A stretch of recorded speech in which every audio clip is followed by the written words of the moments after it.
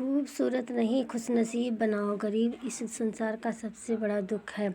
रेणुका एक गरीब घर की लड़की थी, इसलिए वो बचपन से ही अपने मम्मी पापा के हालात को समझती थी। उसके पापा मिट्टी के बर्तन बनाकर बेचा करते थे। रेणुका और उसकी मम्मी दोनों मिट्टी के बर्तन बनाने में जुटी रहती थीं। इस काम से उनका गुजारा हो जाया करता था। रेणुका और उसका एक छोटा भाई था जिसकी उम्र 4 साल की थी।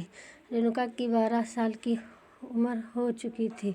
गरीबी के कारण उन दोनों भाई बहन की पढ़ाई बंद हो गई थी। रेणुका को स्कूल जाना बहुत अच्छा लगता था, इसलिए वो अपने माँ के साथ घर का काम जल्दी निपटा लेती थी और अपने भाई के साथ स्कूल जाया करती थी। लेकिन उसके हालात को देखकर कोई भी लड़की रेणुका से दोस्ती तो क्या बात भी करना पसंद नहीं करती थी।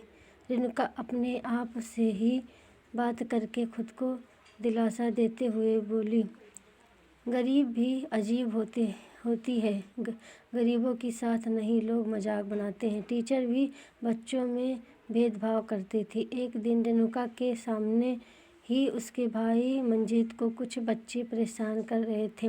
रेणुका दौड़ती हुई टीचर के पास आई और बोली, मैडम, हमारे भाई मंजीत को कुछ बच्चे परेशान कर रहे हैं, आप हमारी मदद करो।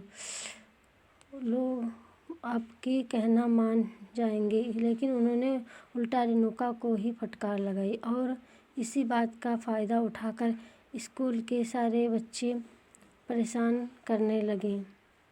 रेणुका और उसके भाई मंजीत का क्या करते, उन दोनों ने स्कूल जाना ही बंद कर दिया। पैसों की कमी के कारण किसी अच्छे स्कूल में नाम दाखिला नहीं करवा सकती थी। रेणुका की माँ एक समझदार औरत और पढ़ी लिखी औरत थी। वो अपना घर सारा काम निपटा कर रेणुका और मंजीत को पढ़ाना लिखाना सिखाती थी। कुछ ही समय बाद रेणुका के पापा की तबीयत खराब होने लगी और उनका धंधा भी बंद हो गया। रेणुका की माँ घर घर जाकर काम करने लगी, लेकिन उनका सारा पैसा दवाई में ही खर्च हो जाता था और उनकी स्थिति पहले से ज़्यादा खराब हो गई। रेणुका क्या करती, वो अपनी माँ का हाथ बंटवाने के लिए कुछ काम करना चाहती थी, लेकिन उसकी उम्र कम होने के कारण उसे कोई काम भी नहीं मिल पा रहा था। उन लोगों की जिंदगी दर्द से भर गई। जैसे तैसे एक समय का भोजन मिल भी जाता तो एक समय पानी पीकर ही रहना पड़ता था। किसी ने ठीक ही कहा है, गरीबी में पेट पीठ दोनों हैं, भूख लगने की कोई सीमा नहीं होती। एक दिन रेणुका का भाई मंजीत भूख से रोने लगा। मंजीत की माँ अपने रसोई में जाकर देखने लगी, लेकिन उनके रसोई में कुछ भी नहीं था। दाल चावल के सारे डब्बे खाली पड़े थे। रेणुका की माँ रोने लगी, अब क्या करूँ मैं, क्या खिलाऊँ अपने बच्चे को ताकि उसकी भूख शांत हो जाए।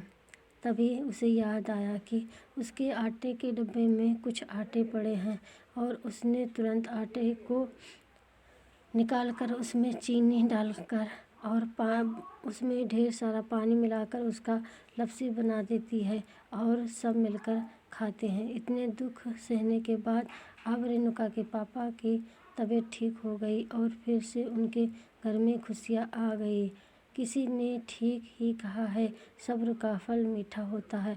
हमारा पूरा वीडियो देखने के लिए धन्यवाद।